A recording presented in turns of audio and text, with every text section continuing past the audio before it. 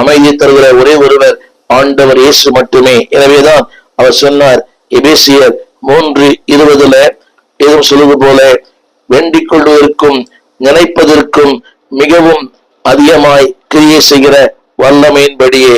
என்னை கேட்டுக்கொண்டிருக்கிற அன்பு தேவ பிள்ளையே, அமைதி இல்லாத வாழ்க்கையில அவர் அமைதியை தருகிறார். இதைத்தான் யோபு சொன்னார், தேவரீர் சகலத்தையும் செய்ய வல்லவர்.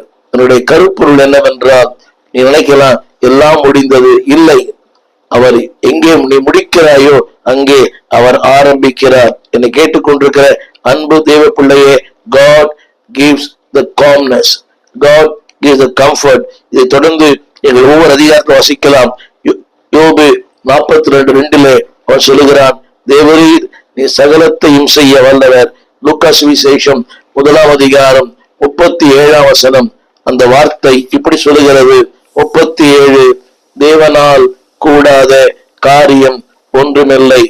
தொடர்ந்து புதிய ஏற்பாட்டிலேயும் பிலிப்பியர் 4:7 சொல்லப்பட்டிருக்கிறது, எல்லா புத்திக்கும் மேலான தேவ சமாதானம். இங்கே பயன்படுத்தப்பட்ட வார்த்தை காம்னஸ், குவைட்னஸ், கம்ஃபர்ட். தேவ சமாதானம் உங்கள் இதயங்களையும் உங்கள் சிந்தைகளையும் கிறிஸ்து இயேசுக்குள்ளாக காத்து கொள்ளும். உயிர்த்தெழுந்த ஆண்டு கொடுக்கிற முதல் ஆசீர்வாதம் தேவ சமாதானம். ஆரம்பத்தில் சொல்வது போல கம்ஃபர்ட் அண்ட் காம்னஸ். இதை தொடர்ந்து நிறைய சொல்லிக்கொண்டே போகலாம். ஏராளமான வசனங்கள் இருக்கிறது, சொல்ல நேரமில்லை. குறித்துக் கொள்ளுங்கள். லூக்கா சுவிசேஷம் 18:27 தொடர்ந்து பிலிப்பியர் புஸ்தகம் 4:7 யோவான் 14:27 இந்த வசனங்கள் எல்லாம் என்ன சொல்லுகிறது என்று சொன்னால், தேவன் கொடுக்கிற சமாதானம். அடுத்து சொல்ல விரும்புகிறேன், அடுத்த ஒரு வார்த்தை கரேஜியஸ். தேவன் கொடுப்பது மன தைரியம். இன்னைக்கு வாழ்க்கையில அதை இழந்து போன மக்கள் ஏராளம். என்னை நடத்துவார், என்னை போஷிப்பார், என்னை பாதுகாப்பார், என்னை உயர்த்துவார்.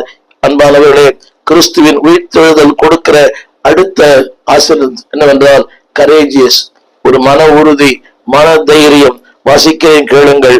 1 கொரிந்தியர் 15:55 சூழ்வி கொடுக்கிற இரண்டாவது ஆசீர்வாதம் தைரியம். எனவேதான் பவுல் சொல்லுகிறார், இந்த வார்த்தை சொல்லப்பட்டிருக்கிறது,